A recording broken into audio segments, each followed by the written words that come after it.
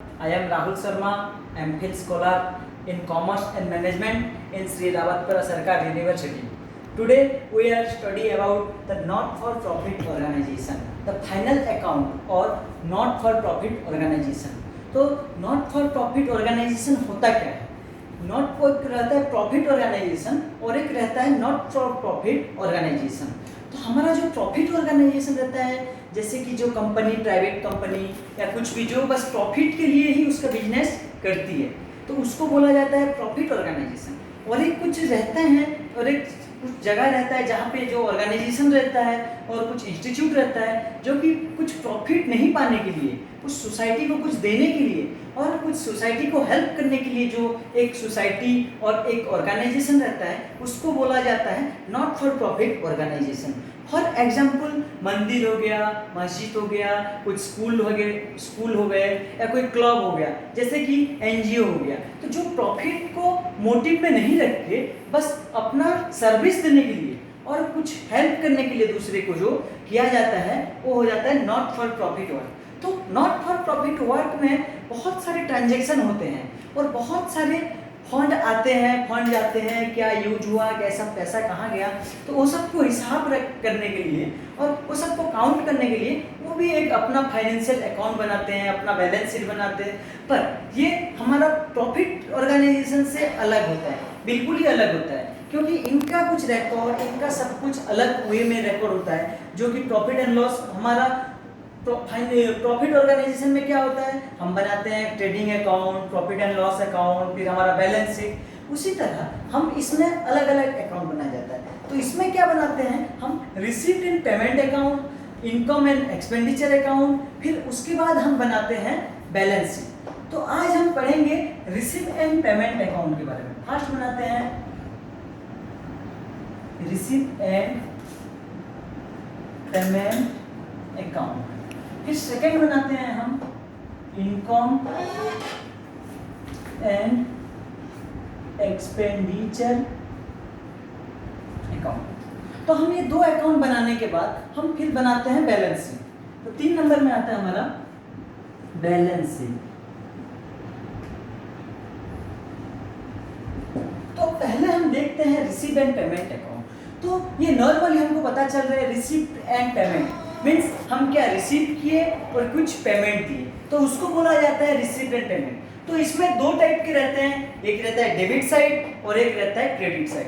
Normally हमारा receive and payment account real account में आता है, तो रियल अकाउंट में आता है और उसको हम ट्रांजेक्शन वाइज करते हैं। तो सेकेंड चीज है हमारा ये जो है रिसीव एंड पेमेंट अकाउंट हमारा प्रॉफिट ऑर्गेनाइजेशन का कैश बुक जैसे ये दिखता है और similar to cash book. Receive and payment account is similar to cash book. तो इसमें हमारा क्या होता है, डेबिट साइड हर रिसीव चीज जो भी चाहे फंड हो, हम जो भी रिसीव करें उसको डेबिट साइड लेते हैं और हम जो भी पेमेंट करेंगे उसको हम क्रेडिट साइड शो करते हैं। फिर आता है ये, इसमें क्या होता है, दो तरह की रिसीव होती है नॉट फॉर प्रॉफिट ऑर्गेनाइजेशन में, एक कैपिटल रिसीव और एक रेवेन्यू रिसीव, जो कि हम रिसीव एंड पेमेंट अकाउंट में उसी पर्टिकुलर ईयर का कैश रेवेन्यू रिसीव भी लेंगे और कैपिटल रिसीव भी लेंगे। कैपिटल रिसीव मीन्स एक बार जो हम रिसीव करेंगे 4 या 5 साल के लिए, और जो कैपिटल जो रेवेन्यू रिसीव हो जाता है मंथली और क्वार्टरली और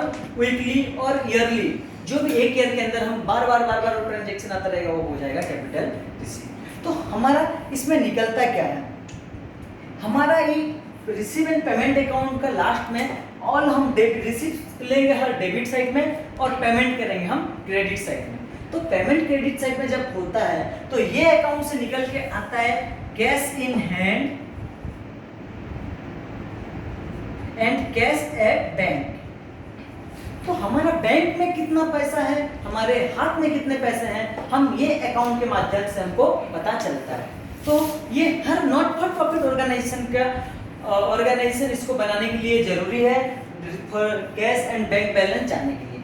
तो दूसरा अकाउंट आता है हमारा received and payment account, sorry income and expenditure account. तो इनकम एंड एक्सपेंडिचर अकाउंट एक नॉमिनल अकाउंट है, ये नॉमिनल टाइप का अकाउंट है। इसमें हम इनकम आता है, एक्सपेंडिचर आता है, क्या हमारा से इनकम अर्निंग हुआ, क्या हम एक्सपेंडिचर किए, वो सब आता है। इसमें डेबिट साइड पे हमारा आता है expenditure, income and expenditure account का डेबिट साइड में एक्सपेंडिचर आता है, क्रेडिट साइड में इनकम शो करते हैं हम। तो ये भी सिमिलरली हमारा profit and loss account type का है। हमारा जैसे प्रॉफिट ऑर्गेनाइजेशन में प्रॉफिट एंड लॉस अकाउंट बनाते हैं प्रॉफिट और लॉस जानने के लिए, इसमें हम बनाते हैं इनकम एंड एक्सपेंडिचर अकाउंट हम डिफिसिटी और सरप्लस जानने के लिए। तो यहाँ पे हम प्रॉफिट कभी नहीं लिखते। क्यों नहीं लिखते? कि हम यहाँ पे कोई प्रॉफिट के लिए नहीं कर रहे हैं, प्रॉफिट मोटिव में हम नॉट फॉर प्रॉफिट ऑर्गेनाइजेशन नहीं चला रहे हैं, हम चला रहे हैं हमारा कुछ हेल्प देने के लिए सोसाइटी को या कोई इंडिविजुअल को या कोई भी मतलब कोई भी एरिया को हम हेल्प करने के लिए बना रहे हैं। तो इसमें प्रॉफिट कभी नहीं लिखा जाता, इसमें लिखा जाता है सरप्लस और डेफिसिट। अगर हमारा सरप्लस में चल रहा है तो हमारे पास एक्स्ट्रा फंड आ रहा है, और अगर हमारा डेफिसिट में चल रहा है तो हमसे फंड जा रहा है। तो ये हो जाता है हमारा प्रॉफिट एंड लॉस टाइप का, और इससे हमको सरप्लस और डेफिसिट पता चलता है। फिर 3 नंबर ये दोनों बनाने के बाद हमारा इसमें आता है बैलेंस शीट। तो बैलेंस शीट बनाने में हमारा हर टाइप का एसेट्स जो कि हमारे पास है वो सब रिकॉर्ड होता है बैलेंस शीट में। और हमारे पास जितने भी फंड आए हैं, जो हम अनयूटिलाइज फंड रखा हुआ है हमारे पास, वो सब आता है बैलेंस शीट का लायबिलिटी साइड में, क्योंकि हम लायबल है फंड को यूज करने के लिए, और उसको जब तक यूटिलाइज नहीं करेंगे वो हमारे लिए लायबिलिटी बन के ही रह जाएगा। इसलिए हमको बहुत जरूरी है लायबिलिटी साइड लिखना, जो भी फंड अनयूटिलाइज हुआ है। तो ऐसे करके हम बनाते हैं बैलेंस शीट। बस।